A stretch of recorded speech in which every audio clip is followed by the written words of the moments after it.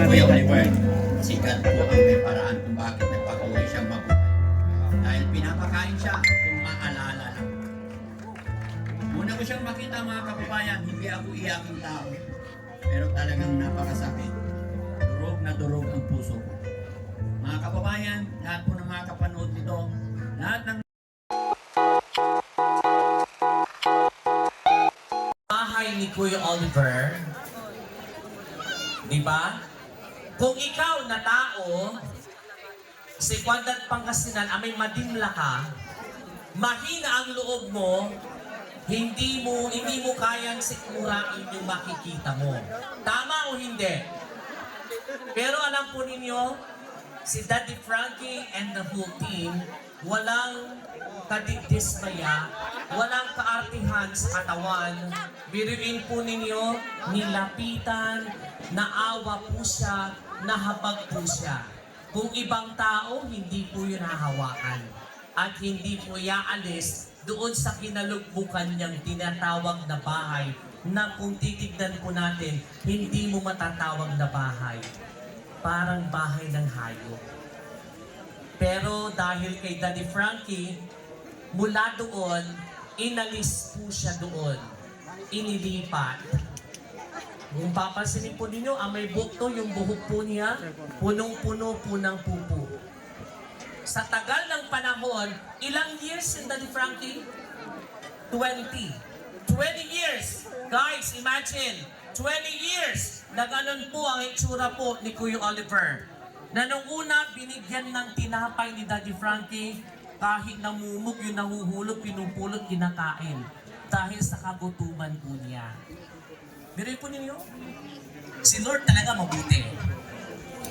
Sa situation ni Kuya Oliver na gano'n, supposed to be, wala na, di ba? Di ba, ma'am? Ate Grace, wala na. Kasi yun bacteria wala na. Supposed to be, kung tinilang kahit na sinong tao, di ba, Aling Rochelle, wala na dapat kasi bacteria na Ganun ang situation, pero alam po ninyo, with a good heart, na walang pag-atubiling tumulong po ang Team Daddy Frankie, inalis po doon. Mula doon, sa dumi, makikita po natin ngayon kung ano na po ang kinalalagyan po at kung ano po ang itsura ni Kuya Oliver. Mga kaibigan, it is my prestige and great honor to introduce to you na mula nung natagpuan ni Daddy Frankie and the whole team, si Kuya Oliver na marumi, madungis, payat, hindi makatayo, hindi makalakad, pero ngayon mga kaibigan, sa tulong po nila at sa tulong ng ating Panginoong Jesus, yung Oliver na dati na naglalakad paupo lang, nakatayo na, nakapaglalakad, malusog, nakapaglalaro na ng basketball. Ladies and gentlemen, palakpakan po natin, Kuya Oliver! Wala bang masigabong palakpakan muli dyan para kay Kuya Oliver? Mga kaibigan, eto na po siya ngayon, si Kuya Oliver. See? Yan po ang grasya ng ating Panginoon. Dahil yan sa kabutihan po ni Daddy Frankie. Minsan pa mga kaibigan, palakpakan po natin sila mga kaibigan. Daddy Frankie? thank you so much sa napakagaling, napaka-poging host natin.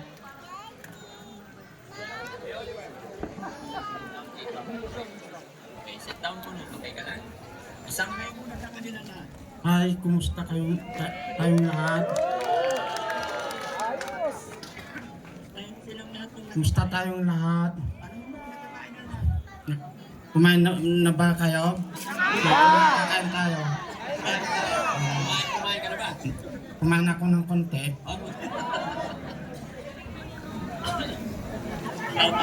Suka, kumusta kayong lahat?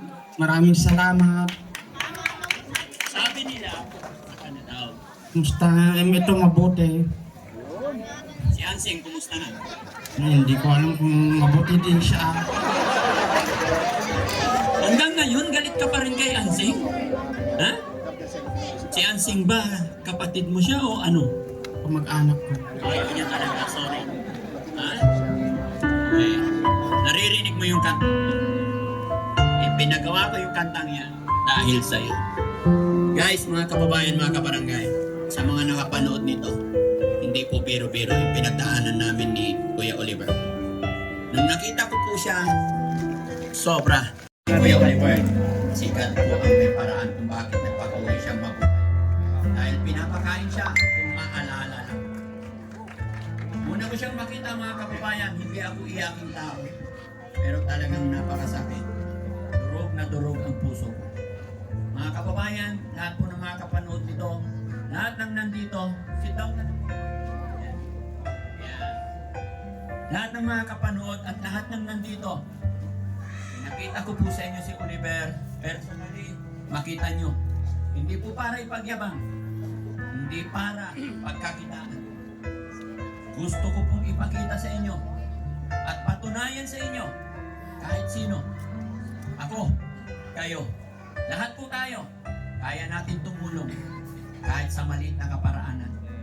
At maniwala po tayo, napatunayan ko na rin po, habang may buhay, may pag-asa. Alam nyo kung bakit ko nasabi yun, mga kababayan, mga kabarangay. Si Kuya Oliver, sinupuan na ng pamilya. Kaya po siya kinulong sa likod ng bahay. Nung natagpuan ko po siya, sobrang haba na ng hair niya dito, naliligo ng sarili niyang dumi, umiinom, kumakain ng sarili niyang dumi. O ano yung madukot niya sa labas ng kanyang kulungan, mapasariwang dahon ng damo, kakainin niya dahil sa kanyang gutom. Pero dahil sa awa ng Panginoon, dahil gumawa si God ng mga taong magiging tulay para magkakilala kami ni Kuya Oliver. Isa na dyan si Ballpoint Man. Alam ko na dyan si Ballpoint Man. Shoutout sa'yo, men. Sa Karing Hero.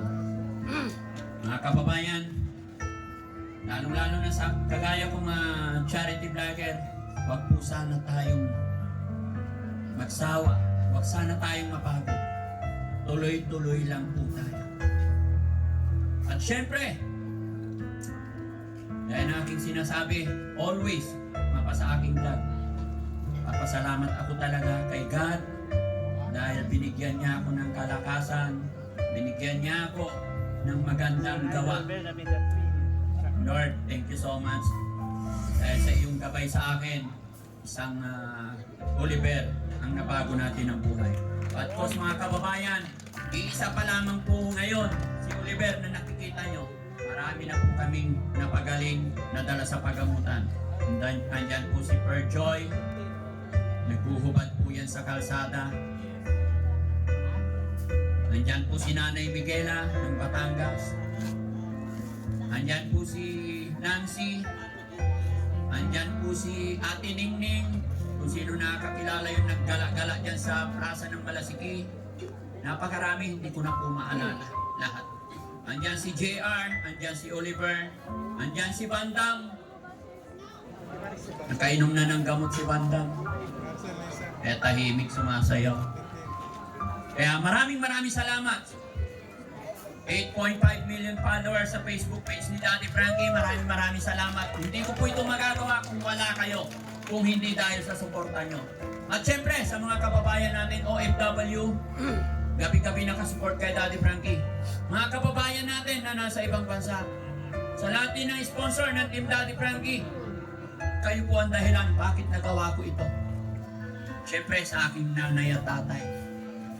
Pinalaki nila kami maayos, tinuruan nila kami ng maayos. Ganon din sa aking lolo at lola. Ganon din sa aking honey, paborito kong asawa, na always nakasupport sa aking mga gawa.